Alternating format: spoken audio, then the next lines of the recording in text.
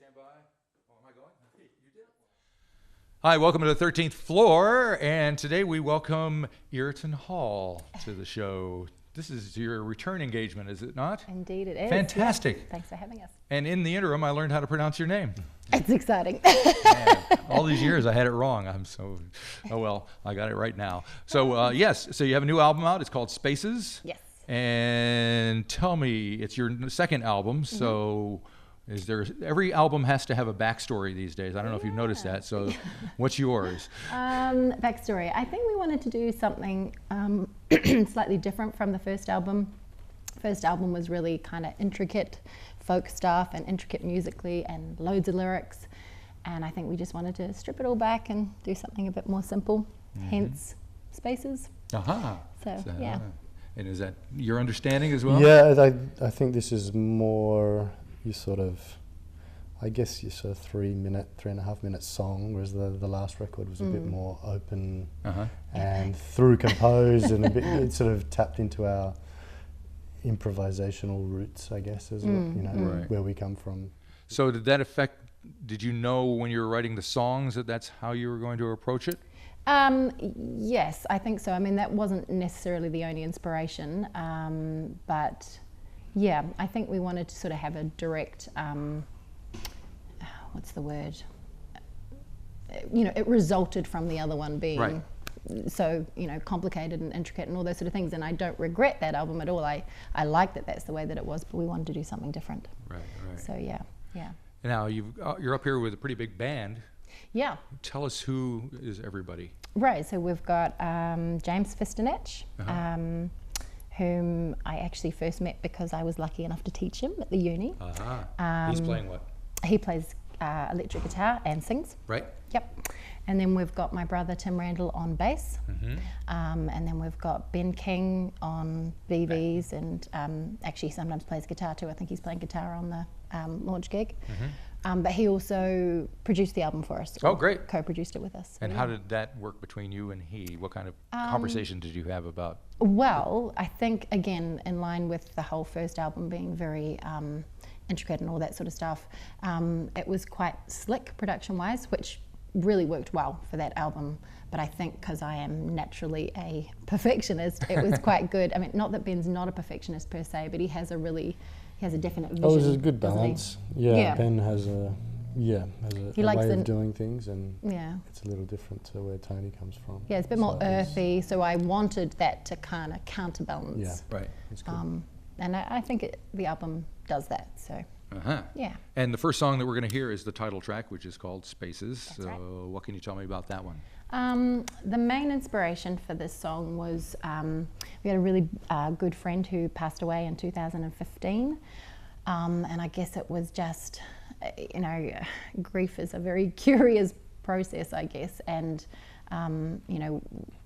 thinking about how I was going to remember her, where I would remember her, literally all the places that we wouldn't go together, and sort of making sense of how to grieve in a already ridiculously busy life, but needing and wanting to do so, and yeah. Alrighty, well, let's give it a listen, and we'll come back and talk some more. Cool. If you have to go, love, go. If you have to go, then go. Love, you don't need to stay for anyone.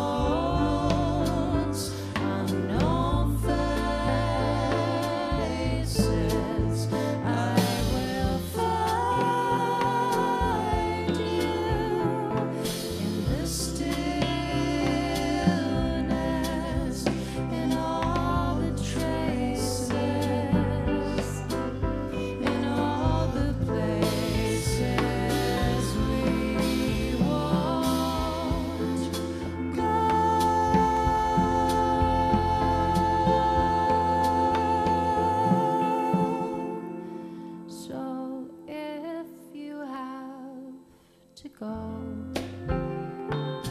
Love, go. If you have to go, love, go.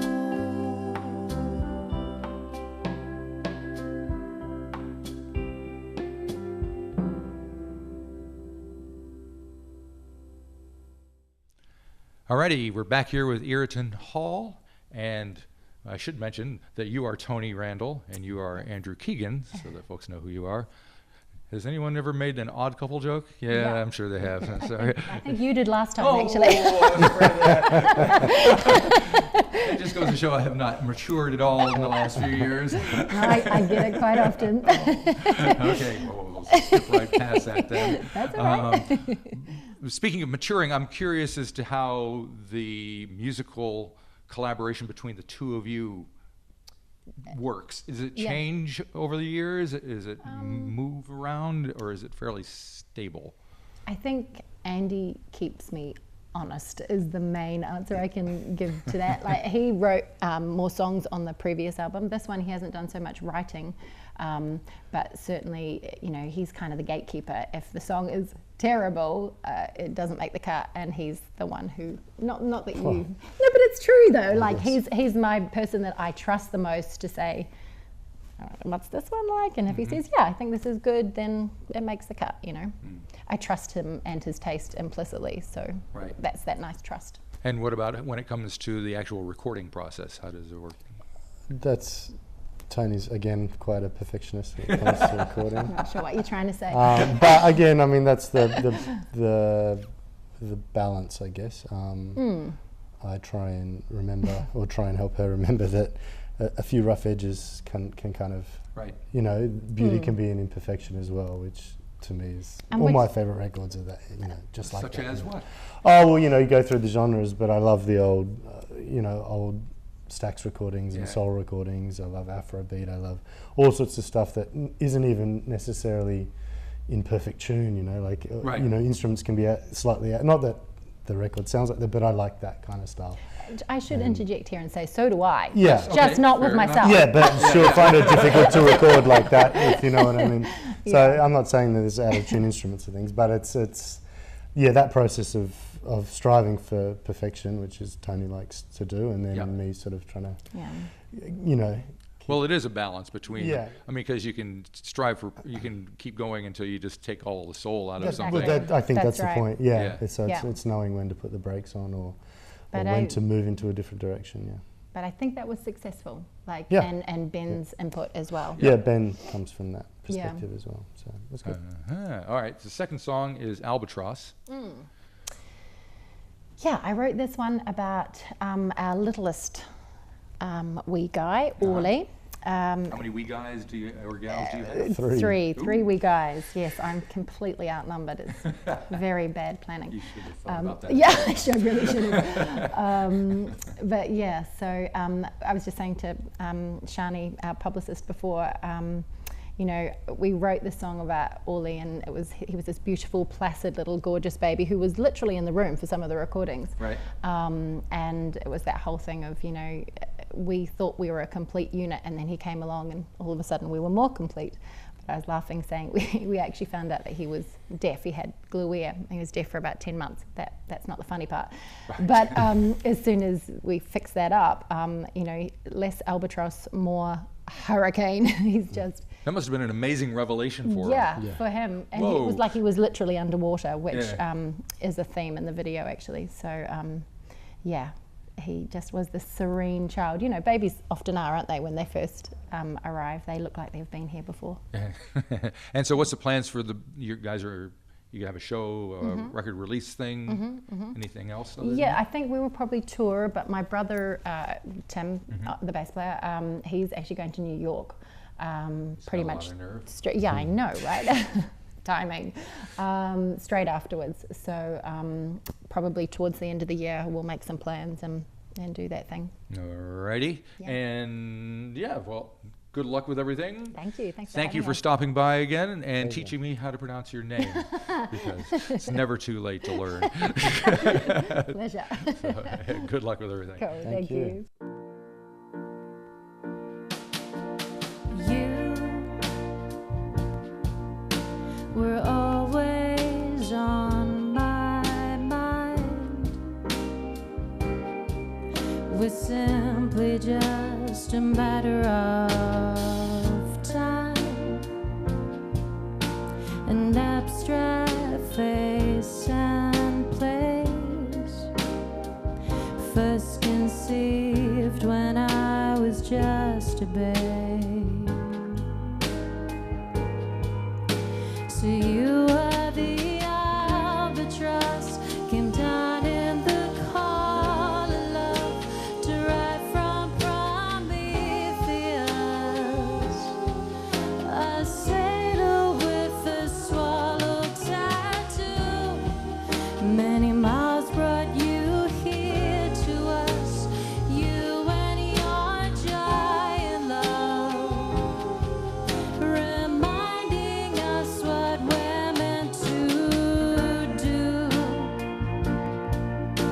Impatient to succeed, a thought, a gesture, a softly planted seed, a moment in the night with the temperature blood warm.